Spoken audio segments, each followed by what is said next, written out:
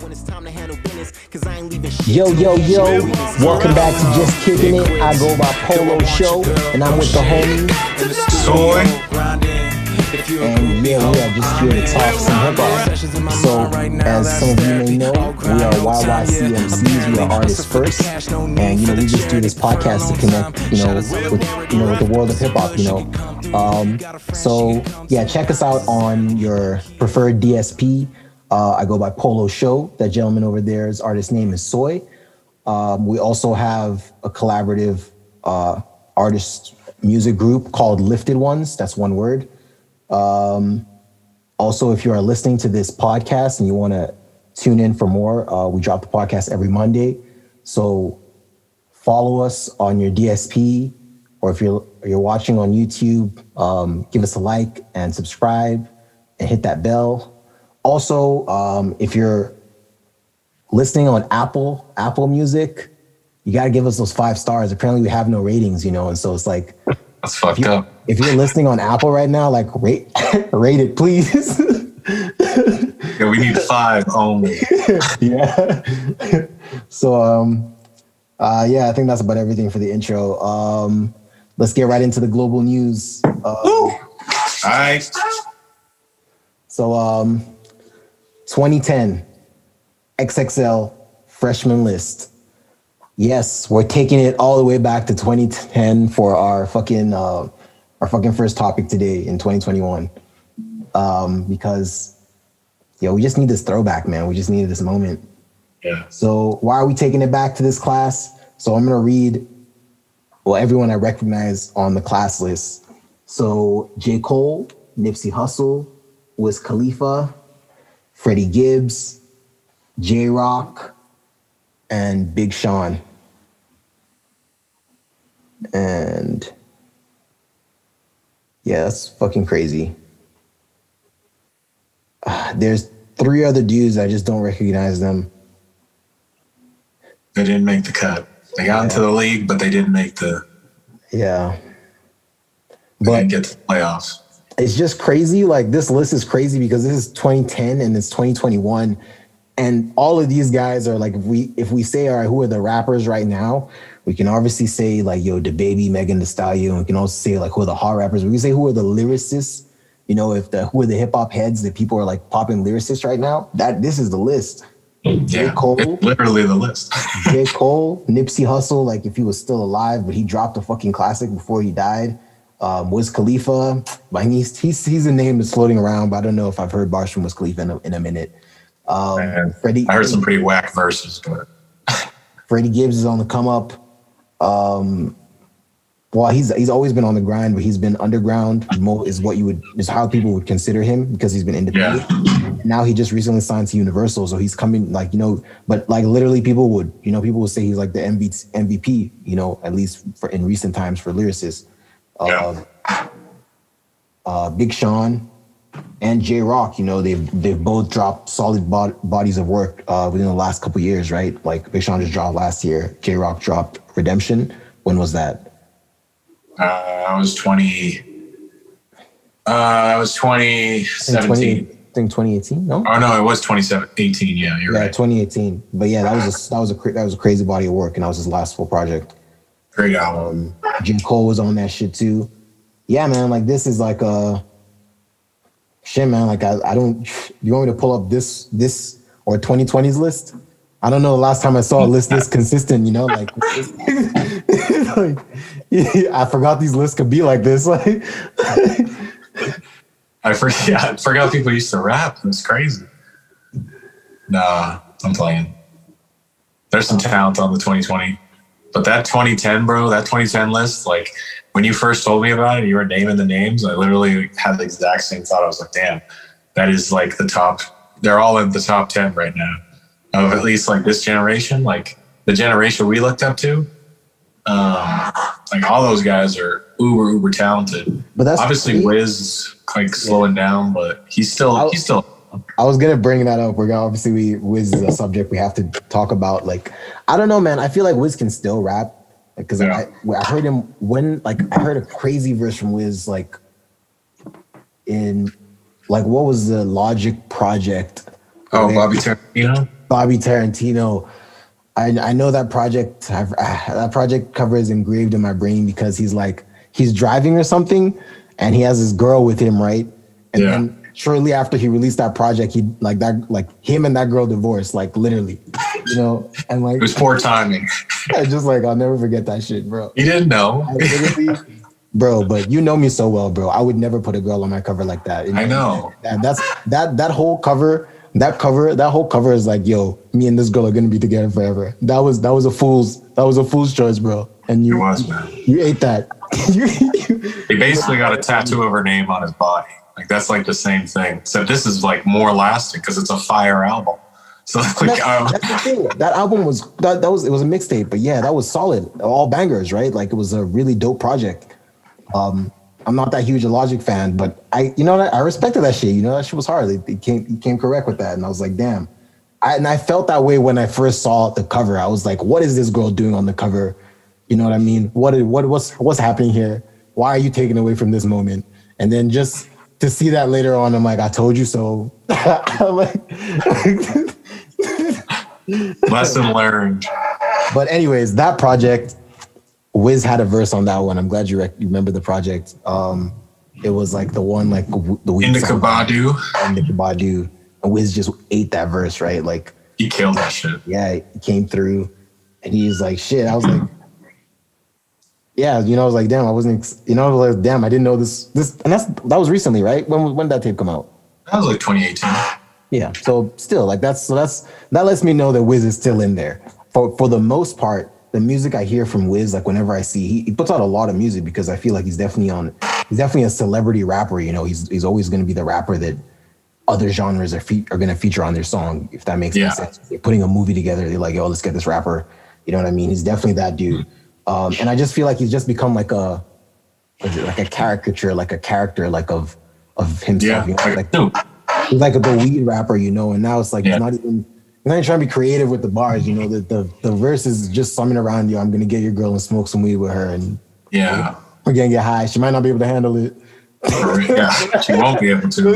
That's like literally the points. Like, and it's like, yo, she's just becoming like it used to be so much more, man. Cushion Orange Juice was like it's classic, you know. Yeah. Like, I feel like that body of work is top to bottom fire. Yeah. It was still weed raps, you know, but it wasn't like he wasn't this character all through, you know what I mean? Like he also he came in the game and bro, he has like a lot of hits. You know what I mean? Yeah. Like yeah. So it's like he really got super successful. He was kind of running the game at one point. Bro, man, right? I feel like this dude is probably the only person on here that I just mentioned, or well, I guess J-Rock, Nipsey, all these guys who are doing their own thing. But yeah, all the bigger guys that Wiz has never had a Drake feature. Him and Drake have never done a song together. Really? Think about it. I wonder why that is. It might just be like I feel like, you know, Drake always has a bar about weed here and there, but it's like I would never like I feel like he's not trying to just associate his brand with that like that, you know. It might just be like a clash of, but I also see it as like they're both well, Drake is definitely the bigger artist, but you know, Wiz is a headlining artist. You know, he can do a world tour, you know, if you wanted to, right? Khalifa is that big. You know, that song "See You Again" is a fucking like, I think it has like over 1 billion fucking plays, like and shit. You know, that was a number one. So yeah, Wiz is like, he's established like that, you know what I mean? Like he's definitely, so I would say that's never happened because he doesn't need one, you know what I mean? He's had number ones without Drake.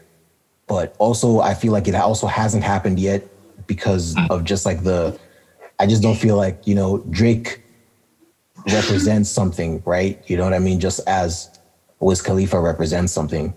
And I feel like their brands don't collide. Yeah. That's how I see it. I don't know what it would sound like, but yeah. But yeah, anyways, that's my take on Wiz Khalifa. I know he can still spit some crazy shit. I think he's just gotten comfortable in the, you know, the label just calls me when they need a new single for a new movie. He's super successful. He doesn't. He actually is like he he's gained weight, right? Like he trains Muay Thai, kickboxing, and he actually like gyms. Like he does it like he actually just like living like a different lifestyle. Where he's just focused on getting to the bag. Where did I see him recently? Like I don't know. I guess I saw I was watching a thing of him on Sway, and yeah, that's what he was talking about. Yeah, he started taking Muay Thai. And Snoop Dogg actually trains at his gym as well. But yeah, I don't know. When it looks like he's about his shit, you know. It looks like he's still on his grind, but he's definitely doing it. He's not doing it as Cushion Orange Juice Wiz that's trying to put out, you know, a dope mixtape. He's doing it as, you know, executive. That's what he is. He's definitely I think he's with Atlantic.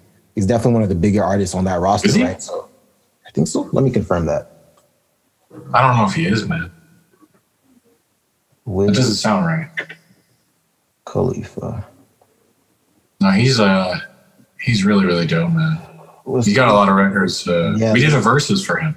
Taylor Gang and Atlantic, and Warner Brothers and Rostrum, right? So Rostrum was the one he was signed to that was independent, and then he had. So he is with Atlantic. And he's with Atlantic, yeah. So he's definitely one of the bigger artists on Atlantic. So he definitely gets that, you know, gets whatever he wants over there. He's got plaques, man. He's probably one of the big. Probably, yeah. He might be the biggest. Who's on Atlantic? There's so many people. Cardi B is on Atlantic. I feel like he's probably bigger than. Not at the moment, but overall, I could see him having more records sold. Yeah, Atlantic are the guys that are like notorious for like. We'll sign anyone, you know, like fuck. Yeah. How's your buy, you know? But you've rapped once? As far as your number, as far as the Instagram's looking good, as far as you got a buzz around you, like we don't even need to hear the music. Come in. They're the ones that signed the Cash Me Outside girl. I think she's still signed, bro. Yeah. I'm working on an album. He's pretty bad. They give a fuck I don't know who's gonna. Anything. They were just who the fuck is rolling up to one of those songs? If someone rolls up to a "Cash Me Outside" girl song, they're not even coming into wherever they're trying to go. It doesn't matter where you're at. You're trying to get some shawarma, like we won't accept you. We heard. You know, so yeah, there's definitely some sketch signees on there, but yeah, we can say he's one of the bigger artists on there. So I don't know, we can critique his career from a rapper's perspective, but as far as like a music career perspective, he's actually doing pretty well. You know, it's with other people mentioned on this list. You know, some people are not alive. Word. So, he's doing pretty dope. Rest in peace to Nipsey Hussle. I recently listened to Victory Lap. And yeah, just inspired me. Just a solid body of work, man. Just a crazy body of work. Yeah, it's perfect. Yeah, so 2010 XXL freshman class, guys. Go check out that. If you didn't recognize any of the names we said, then you're sleeping. Yeah. You also probably shouldn't be listening to this podcast. You're on the wrong podcast, but give us 5 stars, please, and subscribe. And if you can drop a comment, that'd be sick. Also, listen to our albums. No, everything is promotion. Oh, shit. No, for real, though. So, on to our next topic here. Upcoming Notorious B.I.G. documentary. So Netflix just released a trailer that there's a new Biggie documentary that apparently was co-signed by his family, like his estate, and obviously Diddy. You know, just to tell the story of Biggie Smalls, you know, again, you know. Yeah, so it's going to be available on Netflix on Netflix March 1st. I'm excited. Yeah. So you just saw the trailer, man. What'd you think?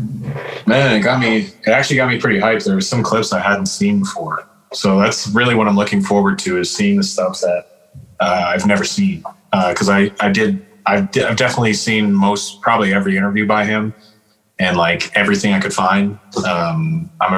He's in my top 5 for sure. Yeah, I'm pretty excited, man. I'm excited to hear people's perspectives on him, just like who he was, because I know he had a really rough childhood, and yeah, it'll be a very cool story. I just hope they don't go the angle of like, I hope it's more of a celebration instead of being like, oh, and then he was shot. Like I just wanted to, yeah. You know what I'm saying? Like, yeah, of course. I wanted to focus on like the positive aspects, because he was he's so influential, man. Like, so many flows. The fucking blueprint for Ready to Die is like the rap album. Like you listen to the progression of the songs on that album, and I think we've talked about this before when we were doing the verses. Mm-hmm. And it's just such a perfect project for hip hop specifically, because it's like the perfect mixture of storytelling, metaphors, punchlines, and wordplay and cadence. Like everything is just like, because he's telling a story, but there's punchlines. Dude, it's crazy. Like, one of my favorite rhymers. I love the way he rhymes. And he does that Jay-Z thing where he like does it off the top. That does it off the top, like he makes it in his head and then spits it, and it comes off that way. And that's definitely something I want to learn. But yeah, it's very, very, very cool. I'm pretty excited. How about yourself? Yeah, man, I'm definitely going to check it out. I feel like I've definitely seen multiple Biggie Small documentaries at this point in my life. And I feel like it's definitely an effort from his estate and, you know, obviously those who are in control of his stuff, like Bad Boy, to just get a new generation into the legend that is Biggie Smalls, right? So I feel like that's what it is. There's going to be a lot of stuff I've already seen before. But again, I'm a fan. I'm definitely going to check it out. And I hope it accomplishes its goal. You know, definitely, you know, there's some kid that's just discovering hip hop right now. And, you know, he needs this fucking documentary. He literally needs to hear these albums so he can save himself. Yeah, no, for real. So yeah, I'm looking forward to it. I'm definitely going to check it out. We'll talk about it. Yeah, I'm hoping we'll see some new footage or, you know, learn some new information, you know, just something new, you know. But dude's been dead for like over 25 years, you know. But anyways, yeah, hopefully we can get something new. I didn't mean to end on such a negative note. You ended how I don't want the movie to end. But he is dead. Bro, don't remind me. Yeah, the facts. For real. Yeah, on to our next topic here. Instagram algorithm update. So you know Instagram, they don't make an effort to know you. But they don't care about you at all. They want you're a stunt. But they've updated the algorithm, and they always say like the whole purpose of the app is to keep you inside the app as long as possible. You know? And so like that's why they keep, that's the whole purpose of it. Like, so that's why they keep updating it, is like, all right, we found a new way to fucking keep these fuckers in longer. Yeah. You know, that's how I imagine the engineers over there fucking talk. Yeah. Well, I can't get off, so I think it's good. I think it might be good, because I've been on this shit for 3 hours, and I'm trying to zoom in, but I'm actually liking chicks' photos. I'm really down a dark hole. All right. Yeah. So it looks like I need to make voices for these guys. The engineers. Like just anyone that I like try to do an impression of, I'm gonna start doing voices. I'm gonna try and stay away from accents, bro. I gotta stop doing accents. Apparently it's offensive, and I'm good at it.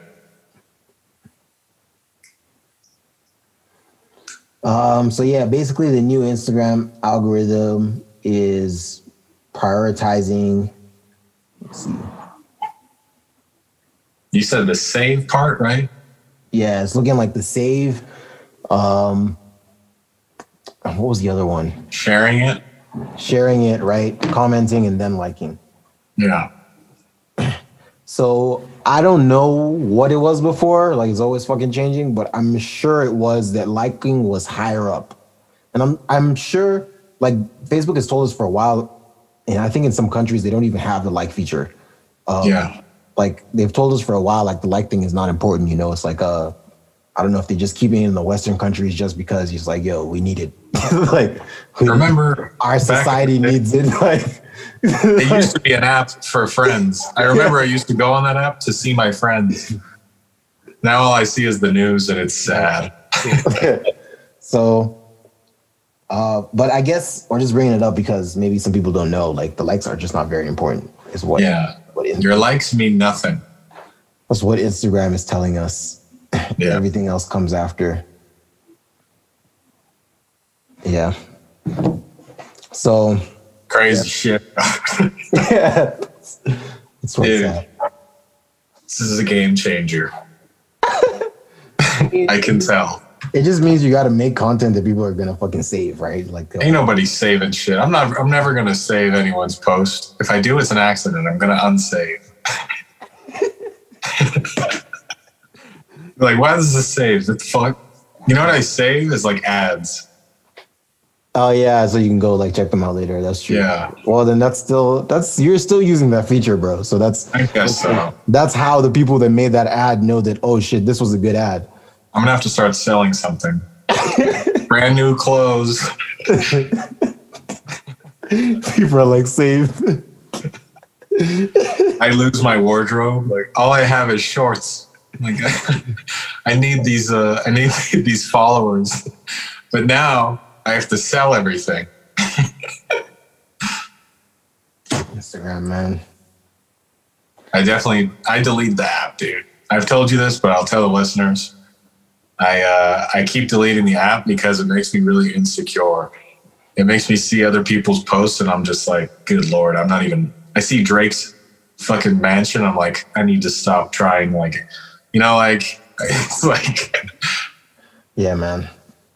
It's definitely, I don't know, man. I feel like there's just for every negative you could say about socials, there's positives, you know? That's why that's why the argument of like, yo, should we just like boycott it is like, it's not something that's feasible anymore, you know, even with on a government or on a political level, you know what I mean? Like there's so many reasons why like they should just, you know, shut them down or put some restrictions on them, right? They're becoming like so powerful or whatnot. But it's like, they add so much value. Like there's not a single business on planet Earth that doesn't use social media in some way, you know what I mean? Like, so it's like, you can't just flip the switch on them. They're a way of life now. Bro, do you want to hear something? My brother sent me a text about Instagram. He's like, hey, download the app. I've sent you a message. And I'm like, man, I don't want to be on Instagram right now. And then he sent me a screenshot of what he said. Bro, this is pretty disgusting. So I just want to warn all the listeners. This is what he said. Having the best poo in a while. It's like 3 days worth of just pouring out of me. My bathroom is going to need to be fumigated. The smell is overwhelming. Why first part. Wait. The first part is I'm about to eat a bunch of fried food. God help me. I thought that was so funny, man. You tried to get me to download Instagram just so I could read that?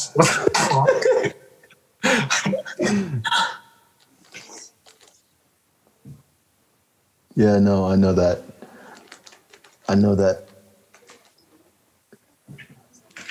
Yeah, fuck. That's so funny. He always sends me some nasty stuff. It's really, we have a very dark sense of humor. That's dope, man. That's endearing. Yeah. It's disgusting, but it's somehow really nice. So yeah. A good transition on to our next topic. How? Because we're talking about dumps. And our topic is none other than 6ix9ine's new track, I feel you, man. That was pretty good, bro. No. You know where you're going with that? But you nailed it. And I'm proud of you, bro. Word. Yeah, we just have to find a way to get him in there. But yeah, I just ruined the transition, though. I apologize. all good. I feel like the audience will appreciate that transition too, man. I was like, someone needed to acknowledge me for that. Like, yeah, drop a comment if you liked the transition. Also, subscribe and like the video, please. 5 stars, please. Yes, we need it. Yeah, so you checked it out. Man, I'm actually going to check it out because I saw a clip of it. A lot of ass everywhere. So yeah, bro. I'm not going to act like it's not in my schedule to check it out. I don't even know if there was only ass. So I watched the video and it's literally just him rapping like, it's the same fucking flow. It's almost the same song as the last time. There's bars that are from the last song on this song. I don't know, man. I feel like if you're just rapping about this lifestyle now, no one's real because he's still keeping up that gangster image, right? So it's like, might as well just recycle the verses. Like I'm pretty sure he dissed Lil Durk's dead friend. Oh yeah, I heard about that. Like that's fucked King up. Von, that was in the song? Dude, yes, that's sick. Oh, that's fucked up. That's like, dude, I don't think I'm gonna listen to another Tekashi song, bro. We always say that, bro, but you always be dropping these videos. I have to watch the video. I click so fast. I'm not gonna lie. It's the videos, man. I'm not even gonna blame you, bro. Because this song is trash. I saw the video too, and I'm like, man, I haven't seen that many naked girls together in a while, bro, man. Like, yeah, really coming through for the team. There's a really funny moment in the video, though, I'll say, which I actually laughed. The video itself, and that is something that we should acknowledge, is high quality, lots of videos. Yeah, you always get the best girls. I don't think he's ever reusing girls. We might reuse bars. I'm like, I don't remember that ass, but he never reuses girls. The agency treats him right. Like, what the fuck? It was really fun, and there's a moment where he does the Meek Mill video of him filming is in it. Oh yeah, that's how he did it for the fucking troll, bro. But anyways, carry on. Pretty smart, man, because it was probably the best part of the video because I laughed pretty hard when I saw it because there was something that was said about Meek Mill that wasn't even like in the song. It was just like dissing him, but he is like the master troll. But it's like too much. Like I'm never gonna listen to this song. Bro, man, like he literally, the fact that he like Meek pointed out, like he was waiting outside for him. Like Tekashi said, yo, we ran into each other, but he was like, bro, he was waiting outside for 20 minutes. But the fact that he engaged, that's Meek's own. But the fact that he was waiting out there and there was the risk, you don't know if Meek is really on some gangster shit and is gonna pop out and shoot, or his security might just handle the situation because you're there, you know what I mean? So he really did put it all on the line, you know what I mean, to go get that video. So he's like, yo, I got a music video dropping in a week. I got to get some lit footage, like you said, that was the best part of the video, so that's the mentality of 6ix9ine. Like he really will put it all on the line for the smoke. Like we saw it like when he went to, when he was in California and he said he was going to go pay his respects to like Nipsey Hussle, just making such a huge show of it, right? And it was like, you're playing such a dangerous game, man. Like, like people like, they literally killed that dude on his own block, so it's like, you're nobody. Same, he was doing that in Chicago as well. Like he pulled up to Chicago and, he was actually going to people's graveyards or something so. That might have been the peak of Instagram though. He might have actually won. Because that shit was so entertaining. Yeah, no. Man, I feel like he's playing it so safe, but man, since we're on the topic of 6ix9ine, there was a time, man, before the whole snitching thing. Do you remember where like he was the king of Instagram? You know what I mean? Like there was like, everything revolved around what 6ix9ine was doing on Instagram. Like he was just everyone talked about him. Yeah.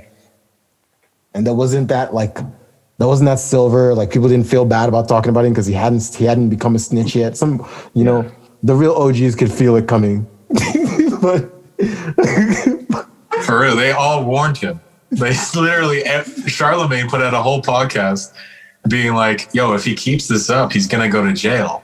And then he's going to like, he's not like that life. He's not living that life. And everyone, all the OGs were calling it, you're right. But all of us were just like, no, this is hilarious. This shit is so fucking funny. That Breakfast Club, I know the episode you're talking about. He's the guest on there. Yeah. And he's literally like, but you know what's funny? It's funny how like he's so like arrogant and popping at the time. Is at the start of that video is gonna be like, yo, this is gonna be your most watched like or your most viewed like Breakfast Club interview, and it is the most viewed one, followed by the Birdman one. I think like Charlemagne says that no, the Birdman one, you're not gonna beat Birdman, and like it does because he gets arrested like shortly after that. It's so funny because it's like the interview is Charlemagne literally like, yo, we've seen this play out, man. Like what this game you're playing, like you're either gonna get killed or you're gonna get arrested. You know what I mean? And 6ix9ine's like, we talking about like, I'm like, it's just impossible. Straight up like ignorance, you know, like and yeah, it's crazy. It's crazy how that happened. But yeah, man, I don't know. So let's have this conversation. Is he like a mainstay in the rap game? Because it seems like every time he drops, all the platforms are gonna pick it up. Like we saw Joe Budden, whether they danced around it, but they did address it. DJ Academics is always gonna fucking celebrate when, you know, his homie drops. That's pretty crazy. You know, so it's like that's how you know Academics is trash. That's his homie. I would say they're homies, but it's like Academics' explanation is like, yo, he always gives everyone a fair play, and he always says this. He's like, yo, man, I'm part of the what is it? PNA, the Pussy Niggas Association. We not gangsters over here. We snitch. We cool with snitching. We abide by the law. At least he's real. And exactly, it's like, you know, at least he's owning it. You know, he's not like. Yeah, man. Oh, man. Catch him in the street. If you catch Academics in the street and say, yo, I saw you going around with that snitch. He's like, yo, if you do anything to me, I'm going to snitch on you. Yeah. that's Academics.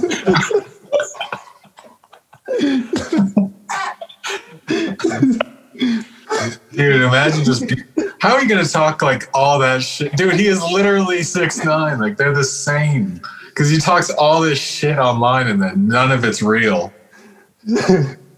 But yeah, it is kind of the same though.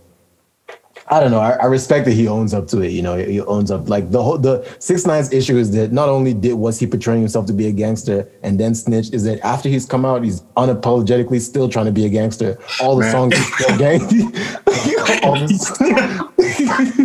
He's just the fakest person, dude. You know what I mean? Like he's literally a lie.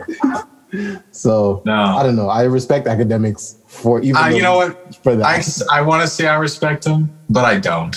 That's fair. That's fair. Everyone has mixed opinions, but I like Academics. I have my reasons for fucking with him. He's pretty funny, man, and I do enjoy his streams sometimes. And he does have really good insight. I'll say that. Yeah, exactly. He's definitely tapped in. He's definitely the dude that's tapped in. But with that being said, that what I was bringing up was that every time 6ix9ine drops one of these fucking singles with music videos, all the hip hop platforms are gonna have something to say about it. Sure. Is he a mainstay? Is it safe to say like he's now like one of he's now a dude in the rap game? You know, because when he came out, we're like, yo, we're not fucking with that snitch. But like, is it safe to say now that we fucking with that snitch? Dude, I'm not about to say that. It is not safe. Are you gonna say that? No, bro. Then that's it. That's the answer. Yeah. I don't know, dude. I don't feel like I just don't know who's listening to this shit. He's just entertaining, man. He's just like a fucking he's just like a little clown that exists in the oh, he's doing something. Let's look over there. You know? He's gonna go down in no history books. Because we don't have books. But yeah, man. I don't think so. I mean, I do, but I don't, because I'm like, part of me is like, you're right. Every time he drops, we're gonna talk about it. I don't know if I'm gonna listen to it next time though. That's what we say all the time, bro. But what if you have twice? You know what? If he put out a song like that one chill song he has from back in the day, where he's just talking about his money, and he's like, he's not rapping like that crazy gang life stuff, then maybe. But I don't know. I don't think there's a way for him to save his reputation. I think he just dissed. I don't know if it was King Von. I was on a hip hop page and I just saw like they said he went live and he was trying to disrespect someone. So yeah, it was one of his homies, but I think it was King Von for sure. I wouldn't mess with Lil Durk. I listen to Lil Durk's music. I wouldn't. Lil Durk's the real deal. King Von was the real deal too. Like they died in action. And that's unfortunate, and they should stop. Yeah, but yeah, those are. That's exactly the point being made, though, is that like I don't want to go there, bro. It's too dark. Yeah, they shouldn't do that. But I don't know, man. That's exactly what 6ix9ine is doing, man. He's provoking these gangster rappers because he also knows like he's a known informant. Yo, try something, guys. Yeah, like, they'll just take you off the board for me. That's his game. So yeah. Sure. It's kind of scary when you think about that. It's literally a toxic existence. Yeah, man. Everything he does is bad for you. I don't know how him and Academics can like dap each other. Like they actually like link up. They snitch on each other. Like they're just linking, like they're just talking. Like, what do you guys talk about? Like, yeah, nah. Yeah. All right. Yeah. Fuck 6ix9ine. So yeah, the song was all right. No, it was bad. So, the video was great. Yeah, the video was looking like I'll definitely check it out after this. But yeah, that concludes our global news. On to our national. What is national? The Donald Trump impeachment trial thing. Yep. So he basically got acquitted, where he doesn't. I don't think he's suffering any consequences. And yeah, so I guess we haven't talked politics in a while. I'm not sure if people like it. If not, then fuck, I don't know. This is happening, so yeah, accept it. So yeah, let's talk about it. Basically, from what I'm hearing is I'm hearing two different things. So I do like to listen to like both parties. I think it's interesting because sometimes I disagree with either or, but I agree with the other more on certain points or vice versa. Mm. And so for this, the two things I heard was like the evidence wasn't substantial. They couldn't really prove it in court and they lost the case. The other thing I'm hearing is that the Republican majority voted against it. And that's mostly the reason why it didn't go through. But I feel like there's a middle ground where there's truth to both things. But there is a definite truth with the Republican thing. But yeah, so first of all, I thought it was like pretty stupid that this is their focus right now, just because he's not president anymore. I feel like there's actual things that should be done that they've been saying they're going to do and they're not doing, and they're focusing on this bullshit. And now they basically wasted their time because it didn't go through. And so they wasted taxpayers' money to do their stupid fucking circus shit. Okay. And I don't fuck with politicians, bro. The more I'm getting into this stuff, like both sides, dude, I am not feeling it because it's all a bunch of BS. It's all about money. And it's all about it's like trying to draw you away from what they're actually doing. You know what I mean? Word. What do you think, bro? I don't know, man. I think Trump is definitely guilty of insurrection. Like that's what the article of impeachment is. There was an article of impeachment that stated, and it just said like why they were charging him, and it was for inciting insurrection. That was all it said. And that was what the case was about. Yeah. So the prosecutor just had to prove that Donald Trump incited insurrection. And their case, like they opened up with playing the fucking speech that he gave on the 6th of January, where he told the fucking mob of people in front of him, you guys need to fight. You guys need to go down fighting. Giuliani came up after him, was like, yo, this is trial by combat, you know, and he's like, yo, you can't. Is that what he said? Yes, bro. Heard this? Yes, bro. This they literally played it in. He said trial by combat? Yes, bro. Yes. Giuliani What the said fuck? trial by combat. And after that speech, that mob of people standing in front of them marched and committed what happened on January 6th. Dude, what the hell? I didn't know that. Yeah, bro. That's what the fuck happened. So this whole trial was about proving did Donald Trump's actions lead to the events of the insurrection. And that's a fact, bro. Like the basis of it was, it's not just a speech on that day. They said that their whole basis was that the election lie. Basically him saying this whole time, months of him saying like, yo, there was a fraud with no claims. Like they took it to court again, like 61 battles.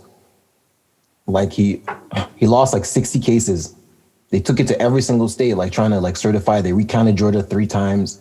You know, you're literally trying to strong arm that one dude over the phone. Like but he kept saying like, yo, election fraud, all this, all that.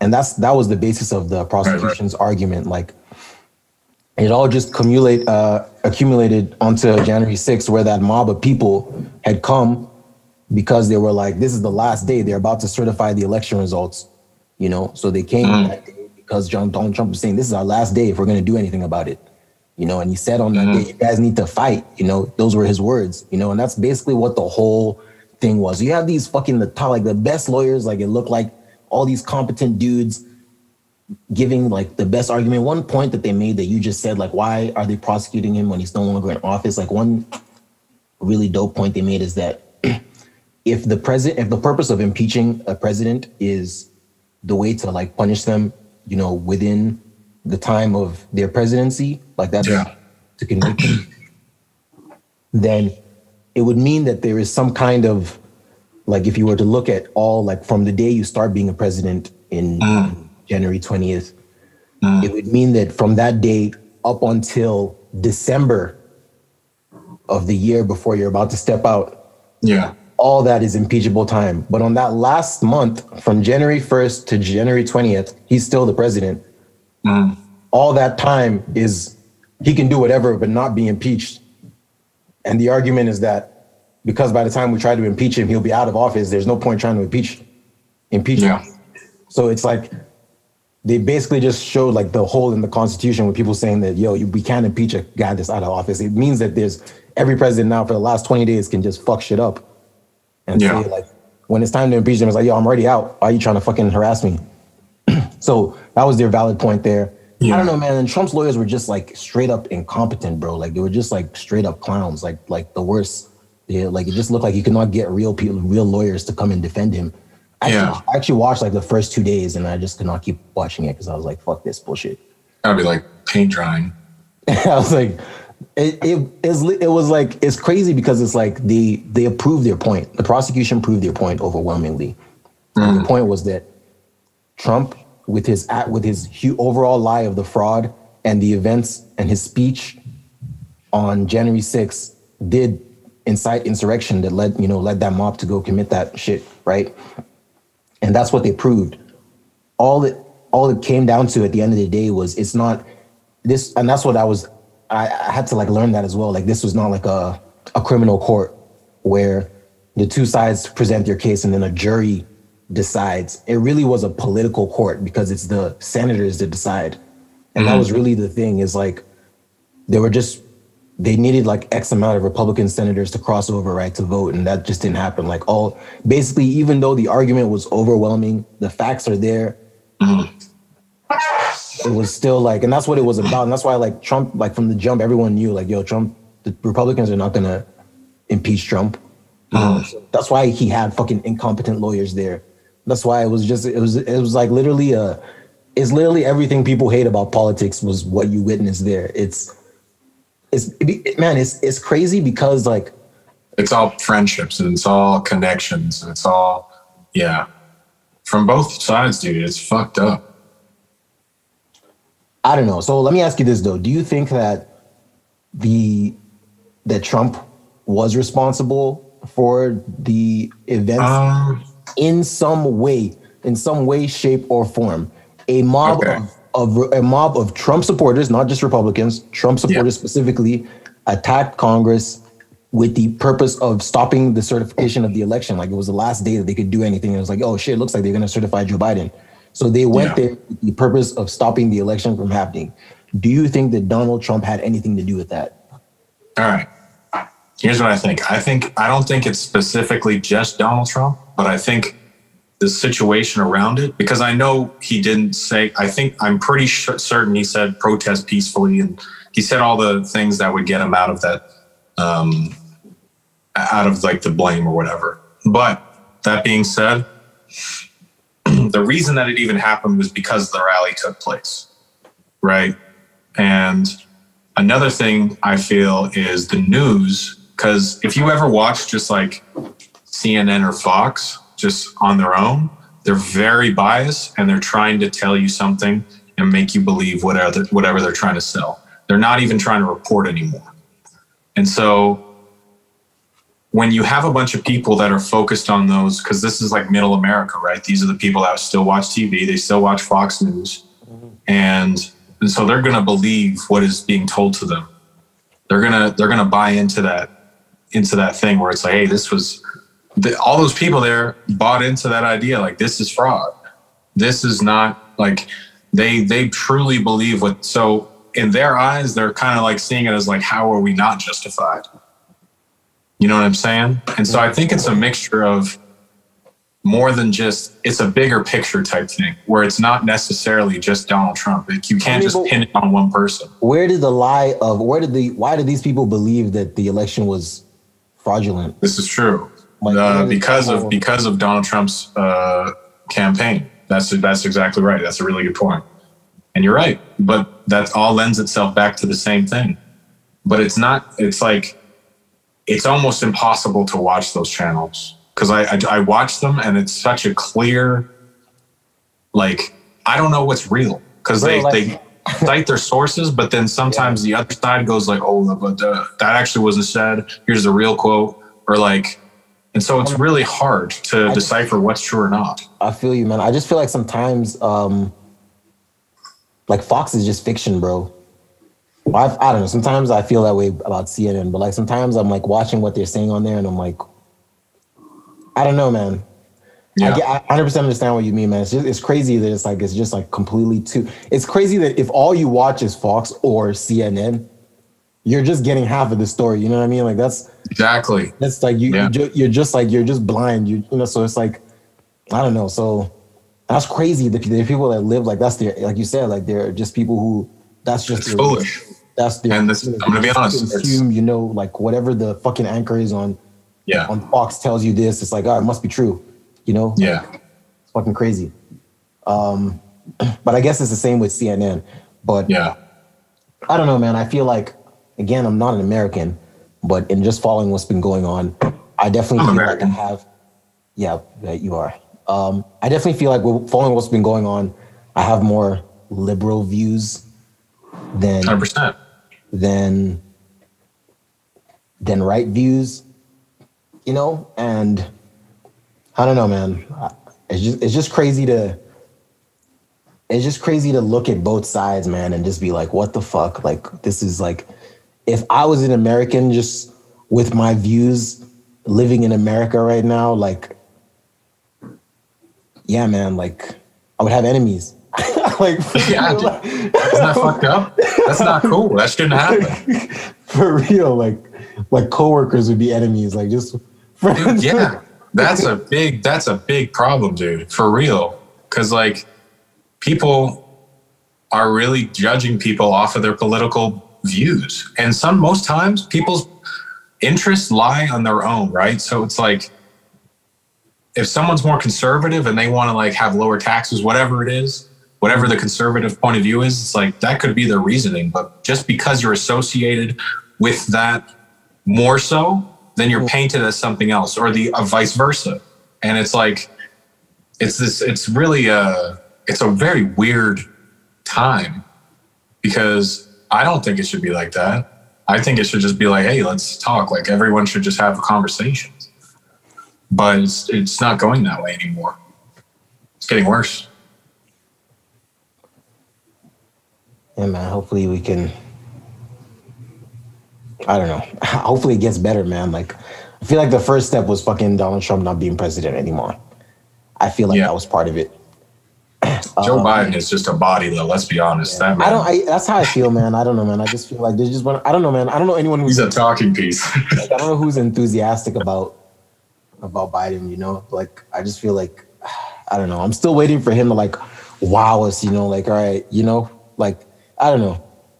Do you think he's gonna do 8 years? No, I think he might, suffer from. I genuinely think he's just getting super old, and I don't thought that. I thought he was too old for the job as well. I think they say he's the oldest person to ever take the job. That's crazy, and it's like, I don't know, man. It doesn't seem like he knows what's going on, and that's not even like, I'm not even trying to be funny. Like, when I watch certain clips of him, I'm like, this does not look good. It looks like he has like, I mean, he says he grew up with like a speech impediment. Yeah.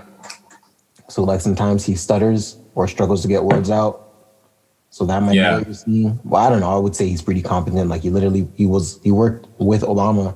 He was a vice president for 8 years, you know, in that same building, you know. Yeah. He's had a really hard life too. I've actually heard his life story, and it's like a lot of people that he knew, his family specifically passed away from certain things. And I remember when Obama was in office, I always thought Joe Biden was cool, to be honest with you.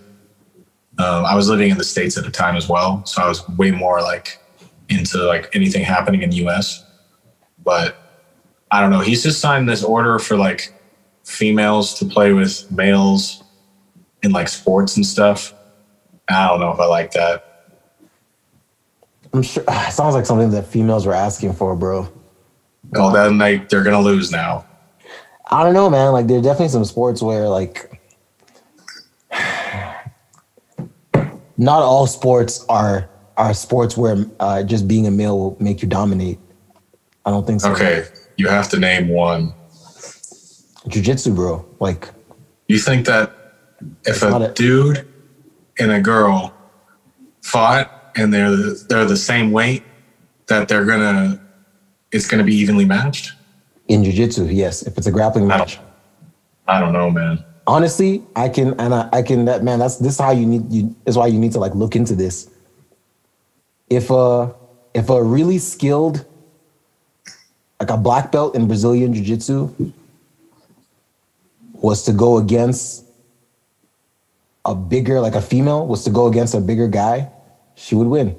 That is completely untrained. Dude, I don't think that's where you find. You gotta look it up, bro. You gotta look it up. I'm gonna look it up, and it's just gonna say nah. Nah, it's the facts. Hold on. So wait, what is the comparison? Let me just type it out. So I don't know. All right, let's like just look up female BJJ versus male BJJ. Because I'm sure like people in jiu-jitsu, people actually spar, and jiu-jitsu is also a sport. That's the answer to that question. You're like, what sport would a woman dominate?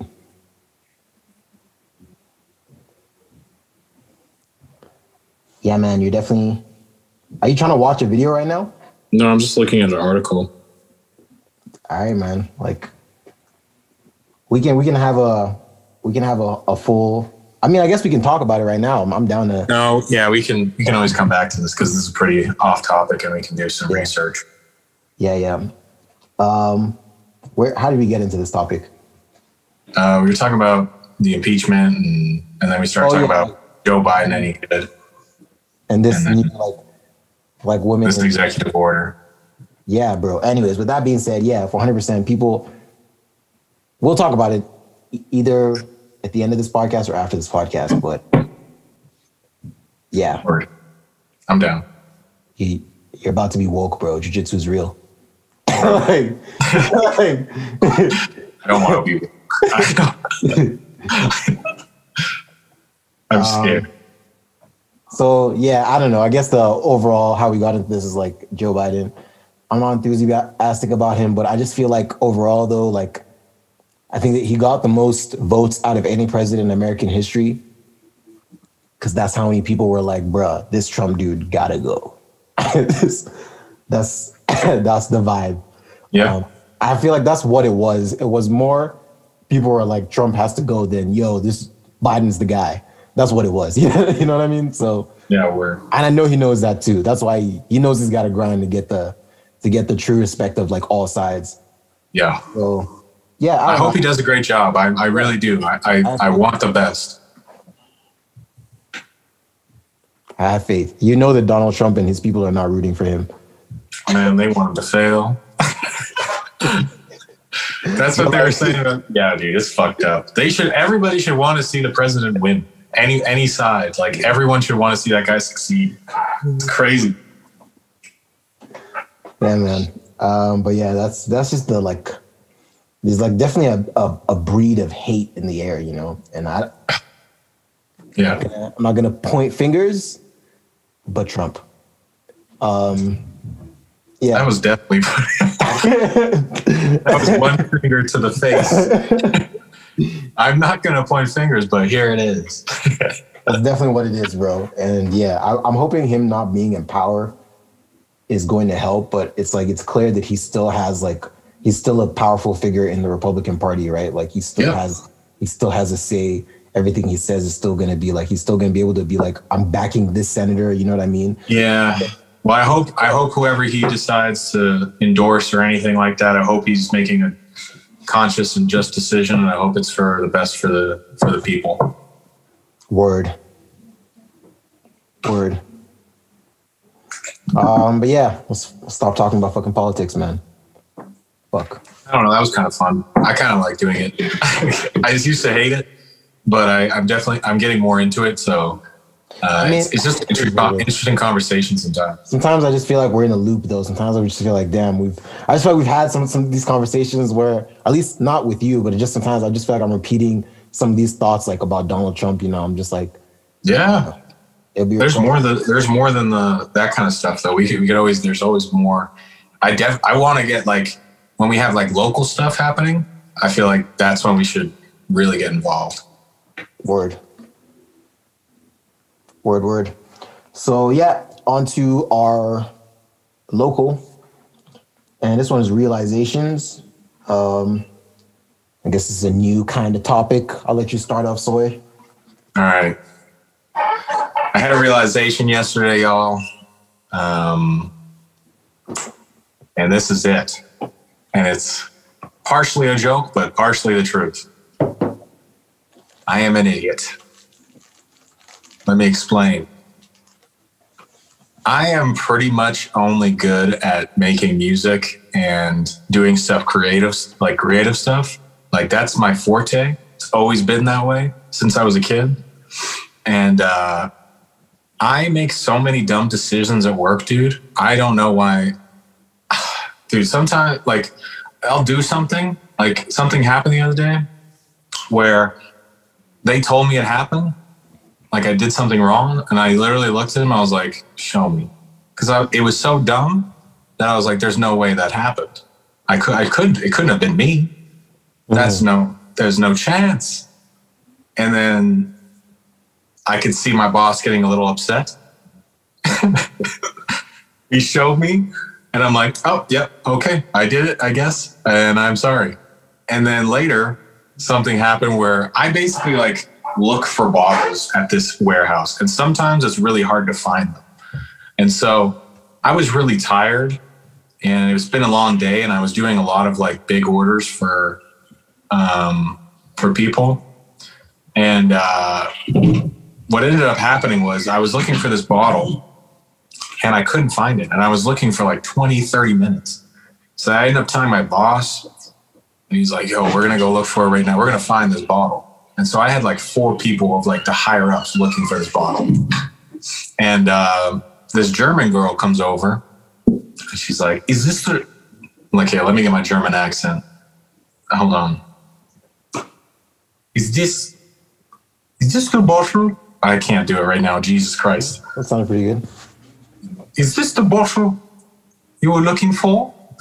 And I was like, no, that's not it. Look, I have it on the screen. She's like, just scan it. And then I scanned it, and it turned out to be a totally new bottle.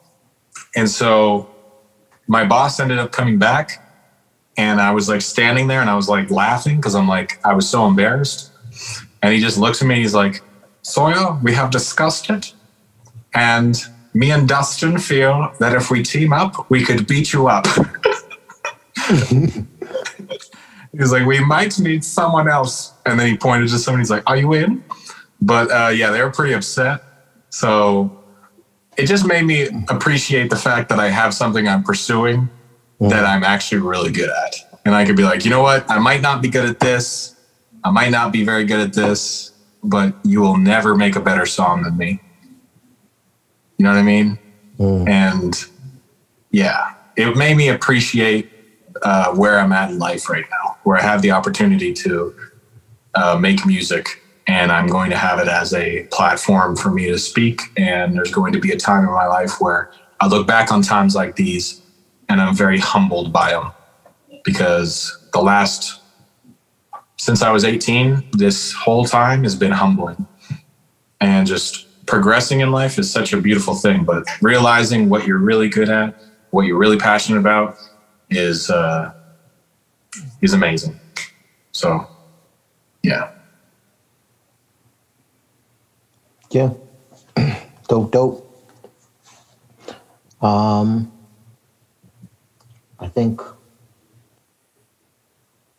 I think let's move on to our artist motivations. Word. From my book here. What are we reading out of today, Show? We're reading out of the Chinese Book of Idioms. This is nice. My Wing Chun book. What's his name? It's Wing Chun. This is the Kung Fu book. This is the style of Kung Fu. So, Wing Chun? The Wing Chun Compendium. So Wing? Wing Chun. Wing as in wing. Wing Chun. Yeah. Wing Chun. Yeah. Okay. I wanted to see how fast I could say it. I think Wing Chun means, let me find it because it has such a beautiful name. Just the illest alive. It's like Beautiful River or something. Dang. Flowing water. Let me find it, man. I don't want to. Butterflies fly. This weed is strong.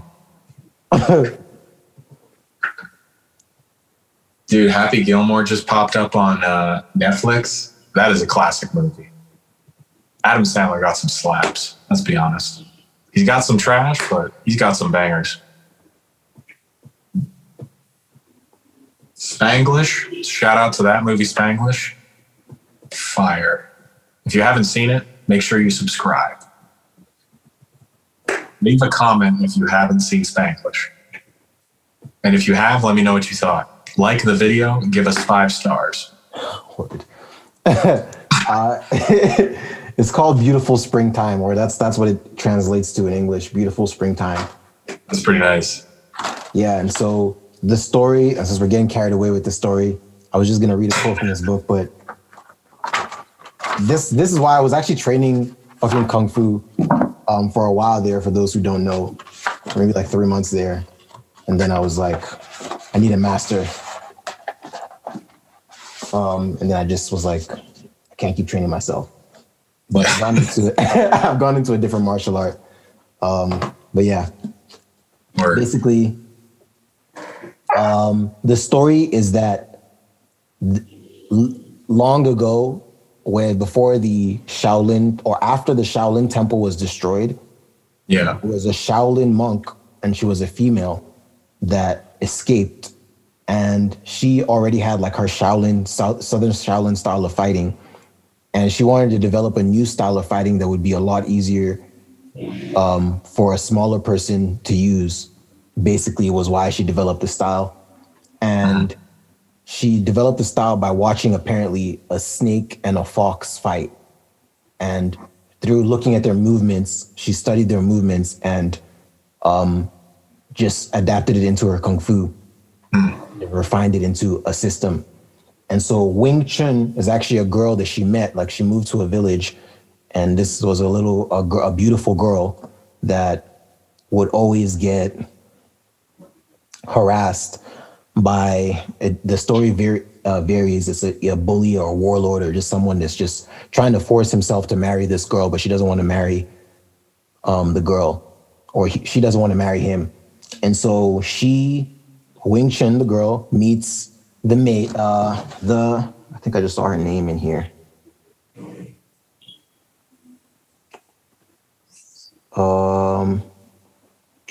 Designed centuries ago by a Buddhist nun and Shaolin master, Wing Chun was mastered by a legendary young woman, Ying Wing Chun. All right, doesn't say the nun's name, but anyways, it was a Buddhist nun who was also a Shaolin master, and she teaches the system to Wing Chun, this beautiful girl, basically so that she can defend herself off men who are always trying to advance themselves on her because she's so beautiful.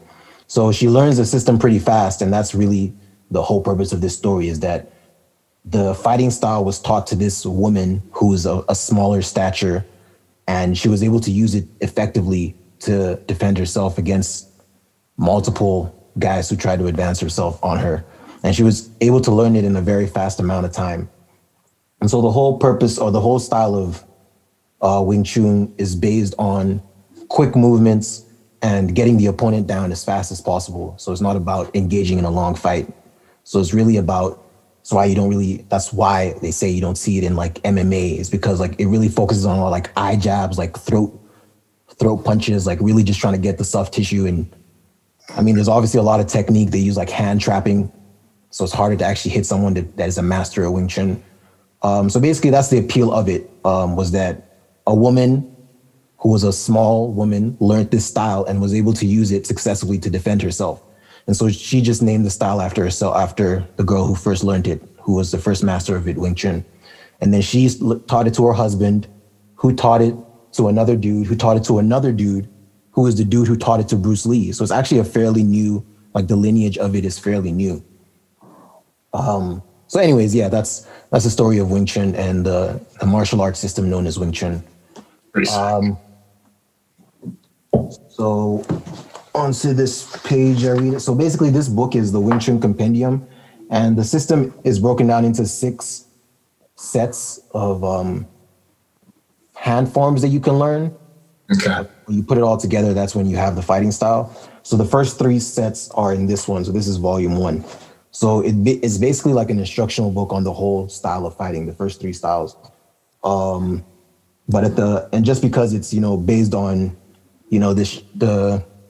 the Chinese culture and whatnot, the author is actually Canadian. And funny story, the author is actually based in Calgary, the author of this book. He's actually a master in Calgary, but he's based in the Northeast. But anyways, at the bottom of every page of the book, I feel like I've been going on for a while. At the bottom of every page of the book, there's like a Chinese quote, they're called idioms. And so that's what I'm reading. And that's what I read last week, and that's what I'll be reading this week. I mean, sometimes I have some quotes from other books, but usually I'll just default to this because there's literally like thousands. There's like, let's see. There's 500 pages in this book, and there's an idiom under every page. So today's idiom: by learning, you will teach. By teaching, you will learn. Yo, shit. I think that's it, man. I don't think I'm gonna explain that. Y'all ever seen The Matrix? Some food for thought. But I always think about that, though. I always feel like the person who is teaching like kung fu, like is becoming more of a master because he teaches it every day. Like even if he's teaching it to someone who's a beginner, he's developing his own skill. Yeah, damn. That's sick. That's actually dope. But yeah, man, fuck. There's so much like fire in that book, man. There's so much like some of the quotes are like, I'm just, that's the start of a new chapter, but like it's at the end of the chapter that you get all the like, I don't want to give too many. We'll revisit another one next week. But yeah, did you want to take us away with the conclusion? Yeah, man. Is this episode 34? This is episode 35. Fuck. Episode 35 of Just Kicking It. Thank you guys so much for listening. This was a really fun one. Not even kidding. If you're at the end of this video and you haven't subscribed by now, please subscribe, hit that bell, like the video, and share it with your friends. If you're on Instagram and you're following us on Instagram, save one of the videos for us. That shit would be fire. And then, no, for real. No, and for then real, if you're here right now, you're definitely down for the mission. So help us get there. So yeah, we are lifted ones. Put up that L, y'all. That's the losses are lessons, bro. But yeah, this has been episode 35 of Just Kicking It. I already said that. Jesus. I was about to repeat everything. You can follow me at The Only True Soy on Instagram. Shosho, what is your Instagram? My Instagram handle is Poliano, spelled the way it sounds, Poliano_DA_Don. And you can follow our Lifted Ones account, Lifted_ones, and make sure you follow the blog for all your local hip hop news. That's at YYC Hip Hop Daily. But yeah, thank you guys for listening, and I guess we'll see you next week. Peace. Peace.